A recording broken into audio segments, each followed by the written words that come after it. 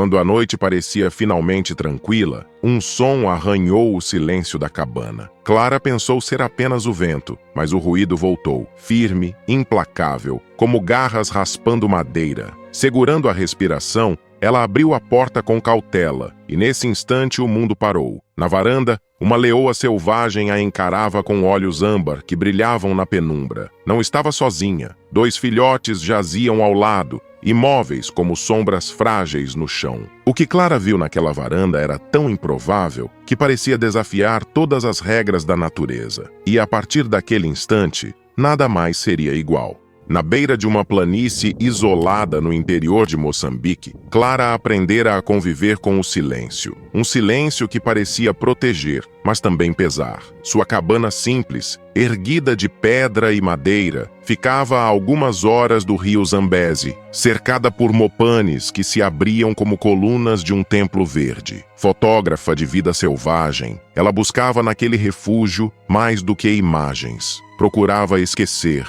ou pelo menos aquietar, as cicatrizes que o tempo ainda não fechara. Naquela noite, porém, o silêncio foi quebrado. Primeiro veio o arranhar insistente, depois o compasso firme que soava como garras contra madeira. Clara já sabia que não era vento, nem pássaro, nem galho. O corpo gelou antes mesmo de chegar à porta. Quando abriu, a visão era de outro mundo. Uma leoa jovem estava parada na varanda, o pelo dourado manchado de lama, as costelas salientes sob a pele tensa. Nos olhos âmbar não havia ameaça, havia urgência. Ao lado dela, 2 filhotes frágeis. Um tentava lamber o irmão, o outro jazia estendido, a pata torcida em ângulo cruel, respirando com dificuldade. Clara paralisou. É uma armadilha? Se eu me mover, ela ataca? E se eu nada fizer, esse filhote morre aqui diante de mim? A leoa rosnou baixo, não em fúria, mas como quem suplica, e então deu um passo para trás sem desviar o olhar, como se abrisse espaço para a decisão de Clara. Naquele instante, Clara entendeu. O destino a colocava diante de um enigma impossível, e qualquer escolha mudaria não apenas a vida daquele filhote, mas a dela própria. O choque daquele encontro parecia surgir do nada, mas a verdade é que os sinais estavam ali, silenciosos, nas semanas anteriores. Clara os tinha visto, anotado, até tentado ignorar, como quem espera que a vida selvagem siga seu curso, sem pedir nada em troca. Foi no fim de setembro, quando a seca a apertava e o capim-elefante quebrava sob os pés, que ela começou a notar os primeiros indícios ao redor da bomba d'água da cisterna. Pegadas profundas de felino adulto marcavam o pó fino. Ao lado, outras menores, quase circulares, hesitantes, como se 2 sombras infantis testassem o território. À noite, o vento carregava um cheiro breve, ferroso, que só aparece quando há feridas recentes na pele. Clara registrava tudo no caderno espiral: datas, direções, distância até o mopane mais próximo, possíveis rotas de fuga. Era o seu jeito de manter controle, embora no fundo ela soubesse. No limite da savana, a sensação de controle vale tanto quanto um galho seco em tempestade. Clara havia feito um pacto consigo mesma ao se mudar: observar, documentar, não intervir. Um pacto nascido de uma falha antiga. Anos antes, em Niassa, ela fotografara um elefante adolescente com um laço de aço cravado no tornozelo. Tentou ajudar com uma equipe improvisada. A operação atrasou, choveu, o jovem macho entrou em pânico e desapareceu no mato. Foi encontrado dias depois, deitado numa ravina. A dor daquilo grudou nela. Desde então, desenhou regras duras: sem comida, sem chamar, sem tocar. As regras a protegiam do ímpeto que a devastara. E, no entanto, as marcas circulares de filhote na terra mexiam com algo que as regras não cobriam. Numa manhã de outubro, ela viu a leoa pela primeira vez. Não como um relâmpago dourado atravessando a clareira, mas como um fruto maduro no galho, imóvel, quase invisível. A pelagem confundida com poeira e sombra. Era jovem, mas havia uma fadiga antiga nos ombros tensos. Não se aproximou da cabana. Descreveu um semicírculo, cheirou as pedras aquecidas, mirou a cisterna, depois sumiu entre os mopanes. Na semana seguinte, apareceu outra vez. Depois, Mais uma. Clara passou a acordar mais cedo, a ferramenta de zoom já montada no tripé, a chaleira a ponto de cantar. Um ritual silencioso nasceu entre as duas. A leoa emergia, parava, farejava o ar. Clara prendia a respiração e contava as batidas do próprio coração. A primeira quebra das regras foi minúscula. Clara deixou um balde de água numa sombra a 10 metros do alpendre, no caminho para o afloramento de rocha. Vai evaporar, pensou. No dia seguinte, o balde estava tombado, marcas de língua no fundo. Ela anotou como quem comete um crime. A segunda quebra veio quando um impala macho apareceu enroscado numa cerca antiga, a 15 minutos de caminhada. Já morto, fresco. Clara cortou uma porção de carne e, ao voltar, depositou num lajeado de pedra, longe da casa. Não podia provar que a leoa pegou, mas o lajeado estava limpo na manhã seguinte, e moscas faziam um zumbido frustrado ao redor do nada. As chuvas de novembro foram tardias e caprichosas, pingos que judiavam de levantar poeira e, de repente, cortinas de água que transformavam trilhas em lama. Numa dessas noites, Clara acordou com um barulho metálico, a tampa da cisterna batendo e a bomba engolindo o ar. Saiu com a lanterna, o feixe de luz riscando o escuro como uma frase dita no ouvido. Os olhos âmbar da leoa brilharam a 5 metros, os filhotes um pouco atrás, como duas sombras com tomate no peito. Clara baixou a lanterna instintivamente. Não era medo apenas, era reconhecimento. Já havia ali um contorno de confiança, embora frágil como pele nova. No rádio VHF que mantinha para emergências, Clara começou a estabelecer contato com um posto de guarda-parque a 40 quilômetros dali. A voz que respondeu era de Nandi, uma ranger de riso fácil e frases curtas. Se houver filhotes, não se aproxime muito, orientou. Eles podem estar desalojados de uma alcateia maior, ou a mãe perdeu território para hienas. É estação de desordem. Nandi falou também de procedimentos. Se a leoa parecer habituada, evite associações diretas com pessoas. Se houver ferimentos, contate o veterinário parceiro do parque, o Dr. Amadou, que trabalhava entre Tete e o corredor de Marávia. Clara anotou o número de satélite dele, embora torcesse para nunca ligar. A tensão escalou com pequenos detalhes que, isolados, seriam nada. Uma manhã, rastros de hienas cercaram a clareira em múltiplos semicírculos. Outra, Clara encontrou penugens de marabu vento acima, aves de limpeza, pontuais como cobradores. Uma madrugada, o uivo das chacais se enfileirou numa cadência que significa tem carne em algum lugar. E numa tarde de calor cruel, Clara viu o filhote menor tropeçar ao contornar uma raiz. Levantou a pata, sacudiu no ar, apoiou de novo com um peso torto, resignado. A vida selvagem ensina cedo a resignação. Ela resistiu quanto pôde à ideia de alimento. Lia à noite, sob a luz amarela, artigos impressos sobre condicionamento e habituacal indesejada. Quando as chuvas finalmente caíram a sério, em dezembro, o terreno goloso prendeu o que não devia. Galhos, sementes e, às vezes, um corpo que já não tinha forças de sair. Numa manhã com cheiro de terra e ozônio, Clara encontrou no caminho da ribanceira marcas de arrasto que não eram de tronco. Havia também uma pequena poça de sangue diluído. Ela voltou para casa como quem volta de um velório, sem saber de quem. As noites seguintes foram de inquietude. A leoa parou de aparecer por alguns dias. Clara acordava ouvindo chuva e, no meio da água, tentava adivinhar se havia passos. O rádio VHF chiava com estática e Nandi, quando o sinal pegava, repetia, sem visual daqui. Se precisar, Amadou está a 1 hora de helicóptero quando o tempo abrir. Mas o tempo não abria. Numa brecha de sol, a leoa voltou, magra, suja e sem um dos filhotes. O que a acompanhava mancava levemente. A fêmea aproximou-se mais que o habitual. Não foi um avanço brusco, mas aquela espécie de quase coragem que a necessidade empresta. Parou perto do alpendre,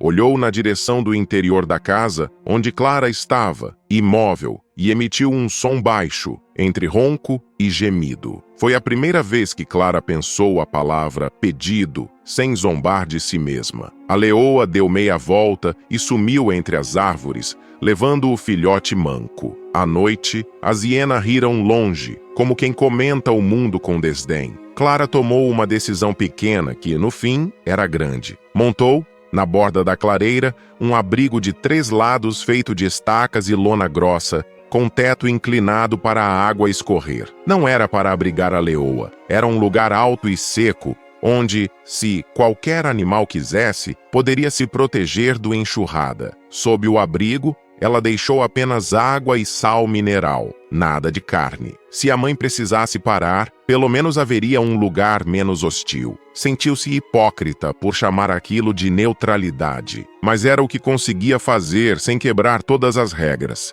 2 noites depois, sons no alpendre, madeira rangendo, um arranhão que lembrava dança ensaiada e o silêncio cheio como um quarto depois que a porta bate. Clara abriu devagar, o mundo do lado de fora todo em cinzas por causa da lua coberta. A leoa estava lá. Desta vez, os 2 filhotes também, mas um, o menor, jazia a centímetros da soleira, a pata dobrada no ângulo errado, o peito subindo e descendo, como quem aprende a respirar novamente a cada vez. O outro lambia o focinho dele, insistente, como quem chama de volta um companheiro que resolve não atender. A leoa olhou para Clara como se não houvesse nada no planeta além daquele corredor de ar entre as duas. As regras caíram uma a uma sem estardalhaço. Clara puxou o rádio. A voz de Nandi atravessou distante. Se tocar no filhote, faça com pano, nunca com a mão, e mantenha o corpo baixo, sem olhar direto na mãe. Às pressas, Clara buscou uma manta de algodão,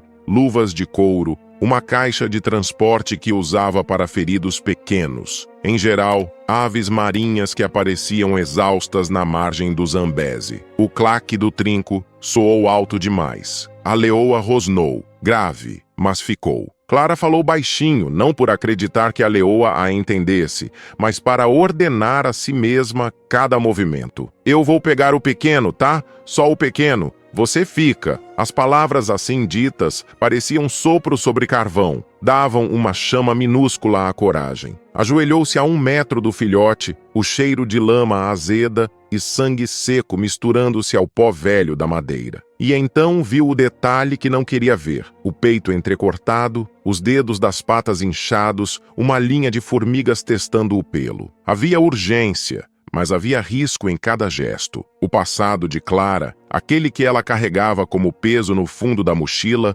voltou inteiro. O elefante, a ravina, a chuva, aquilo que ela não salvara, a empurrava agora para frente, como se dissesse: não repita. Nandi, vou colocar na caixa. Preciso do telefone do Amadou. O número veio por estalos. Clara repetiu em voz alta até decorar, e o satifone frio tremeu em sua mão como peixe vivo. O veterinário atendeu na 3ª tentativa. Se não houver hemorragia aberta, estabilize. Mantenha o filhote aquecido e imóvel. Você consegue transportá-lo? Consigo. Então faça agora. Se esperar, a perna apodrece por dentro. Clara desligou. O tempo ali fez-se curto e áspero como corda de sisal. Envolveu o filhote com a manta, sentiu o corpo leve demais para o tamanho, ouviu um som agudo de dor que partiu de uma garganta minúscula e estranhamente pareceu acalmar a mãe. A leoa avançou meio passo, parou, respirou como se também estivesse aprendendo a fazê-lo. Clara deslizou o corpo embrulhado para dentro da caixa, o metal raspando na madeira do alpendre como um aviso. Olhou para cima. A leoa a encarava sem piscar. Havia nos olhos dela uma matemática antiga, a soma de todas as decisões que as fêmeas fazem quando o mundo morde: ficar ou correr, defender ou ceder,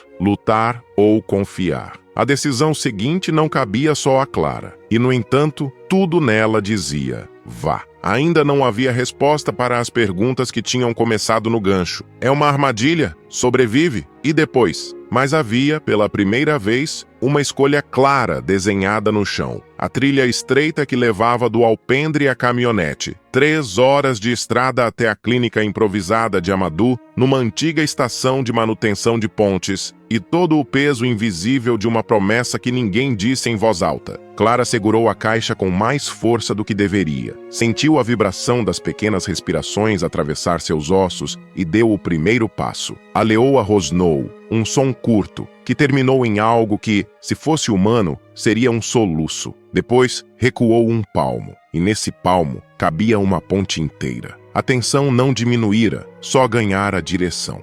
O primeiro metro foi o mais longo. Clara ergueu a caixa até a caçamba da caminhonete, como quem move um altar. O filhote soltou um gemido curto, depois silenciou num cansaço que dava medo. A lona foi presa com tiras elásticas, a manta ajustada de novo. Quando Clara fechou a tampa, ouviu atrás de si a respiração da leoa, pesada e próxima. Virou de lado sem encará-la como Nandi ensinara. "Eu vou voltar", sussurrou, mais promessa a si mesma do que mensagem para a mãe. O motor pegou numa tosse e firmou a marcha. Os primeiros sulcos de lama aceitaram os pneus com relutância, como se quisessem reter a caminhonete para sempre. Clara olhava o retrovisor e via a mancha dourada acompanhando a distância entre troncos de mopane. Ela está nos seguindo? Até onde? O pensamento puxou outros. Se a leoa chegar à estrada vicinal, alguém vai atirar? O rádio estalou. Nandi. A tempestade derrubou postes perto da estação.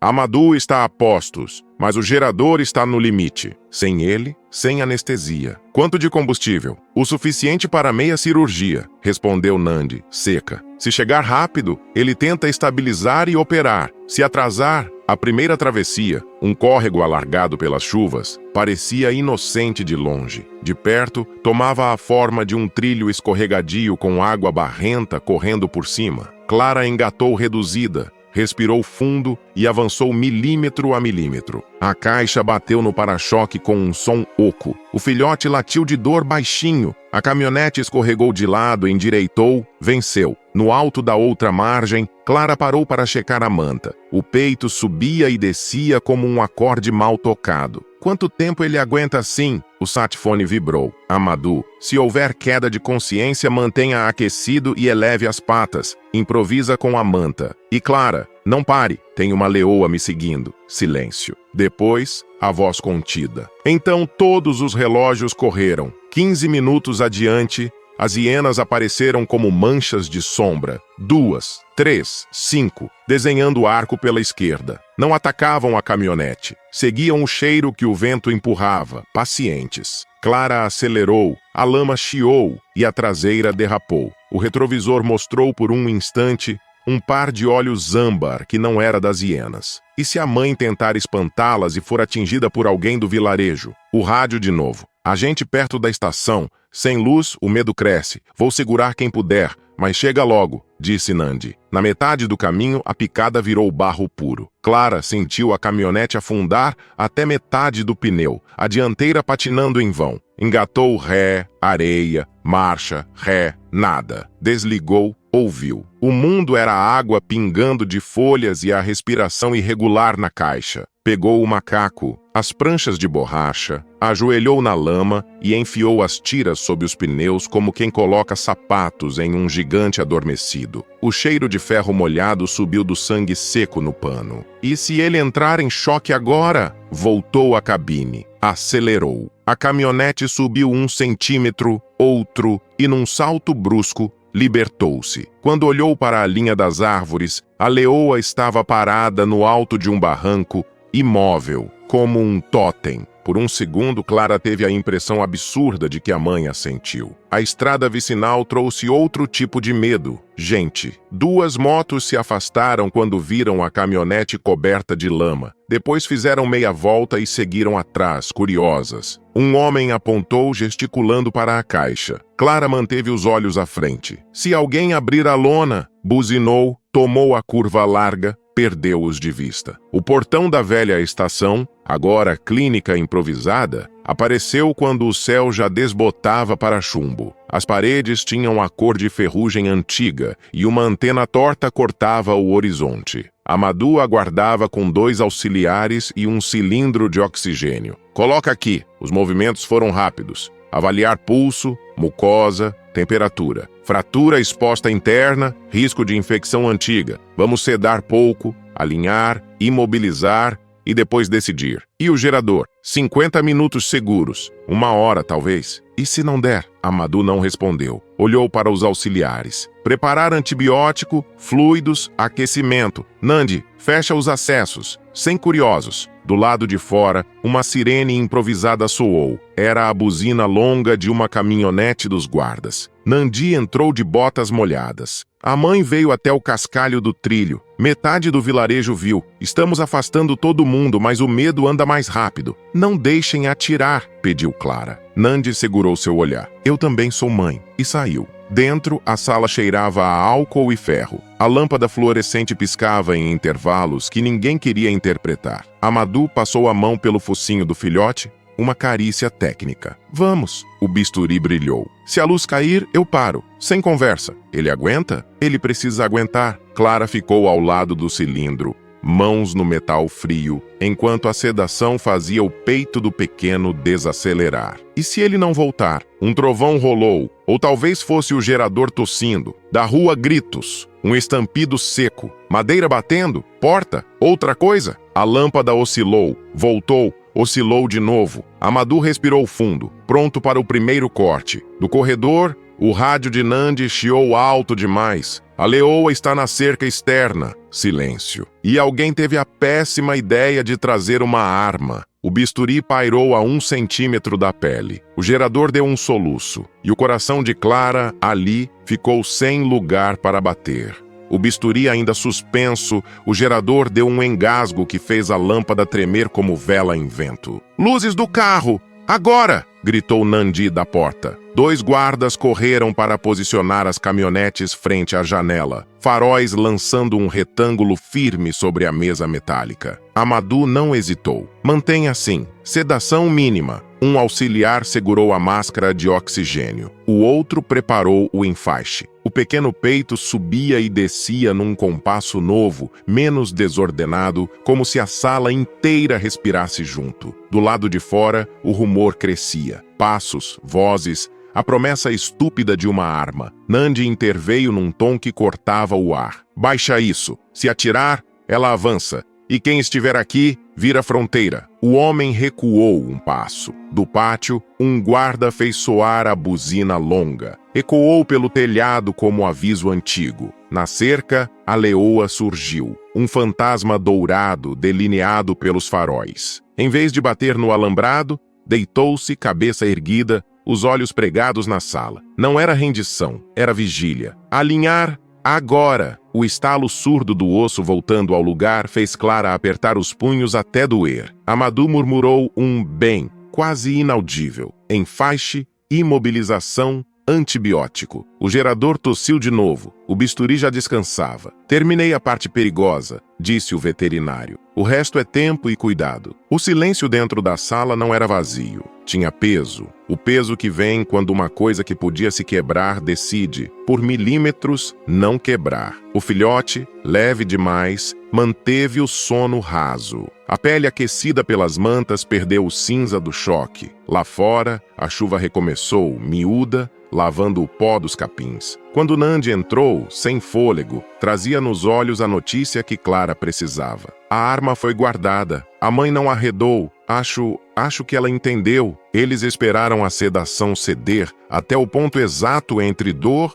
e lucidez. O gerador por fim morreu num suspiro elétrico. Os faróis sustentaram a noite. Vamos levá-lo enquanto ela ainda está calma, concluiu Nandi. Amadou assinou a guia com mãos firmes, sem curvas bruscas, sem freada. Se parar, me liga. Clara assentiu, dedos trêmulos no encaixe da caixa. Ao cruzar a porta, sentiu os olhos da leoa como 2 brasas frias na pele. Parou. Eu vou cuidar, disse, mais para si do que para a fera. A leoa ergueu o focinho, farejou o ar encharcado e ficou. A estrada de volta cedeu menos do que na ida. Talvez por Clara agora saber, com uma certeza que não tinha nome, que estavam 3 no mesmo caminho. Ela, o pequeno adormecido e a mãe invisível no escuro. Em metade do trajeto, os faróis capturaram por alguns segundos uma silhueta na borda dos mopanes. andando paralela, compassada. Não era perseguição, era escolta. Quando a caminhonete parou diante do abrigo de 3 lados, o leste já clareava num azul desmaiado. Clara e Nandi colocaram a caixa sob o teto inclinado, a lona fazendo um som de chuva quando tocada. Amadou, pelo rádio, guiou os últimos cuidados: posição da pata,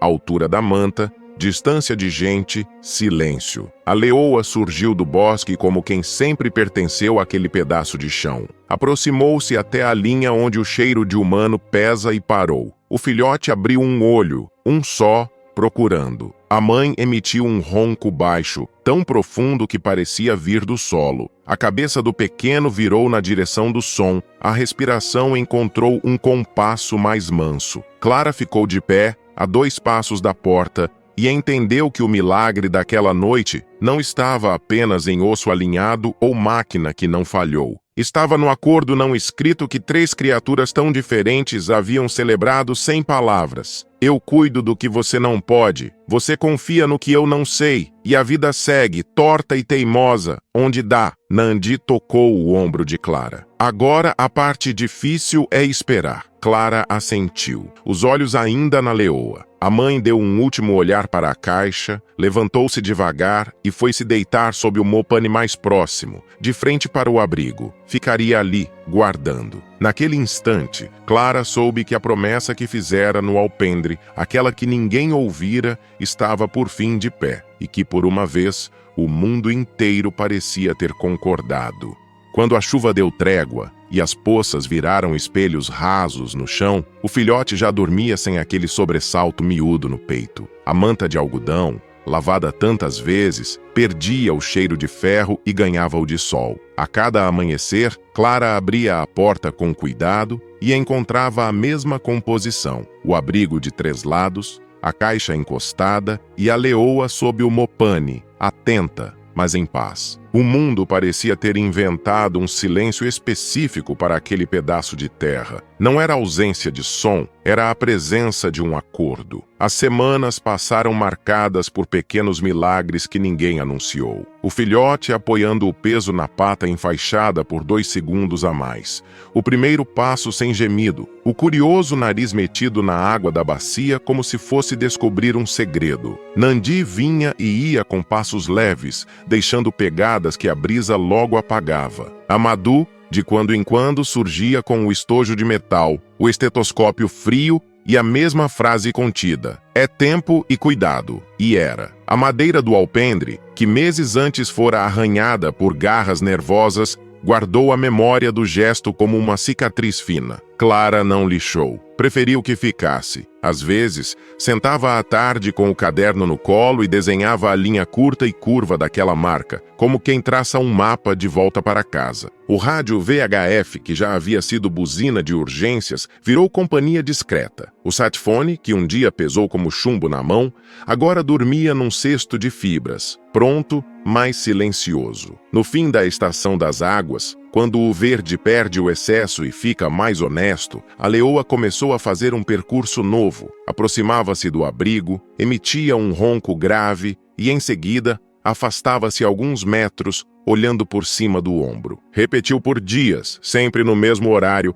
como quem ensaia uma despedida sem pressa. O filhote, agora quase sem enfaixe, respondia à voz da mãe com um som mais espesso, adolescente, e se erguia trêmulo, cheio de certezas e dúvidas na mesma medida. Na manhã em que a névoa nasceu tardia sobre o campo, Clara viu os 2 caminharem juntos pela primeira vez, sem cercas improvisadas entre eles. A mãe à frente, o jovem 2 passos atrás, testando a perna, tropeçando, corrigindo. Pararam na beira do capim alto. A leoa voltou o focinho para Clara. Não havia romantização naquela troca. Não havia agradecimento humano. Havia reconhecimento entre espécies que aprenderam, a custo, a dividir uma margem. O filhote hesitou, virou meio corpo, como se quisesse memorizar as distâncias, e seguiu. Depois disso, as visitas rarearam. A dupla sumia por dias e reaparecia com o pó do interior grudado na pelagem. Às vezes, vinha só a mãe, deitava sob o mopane,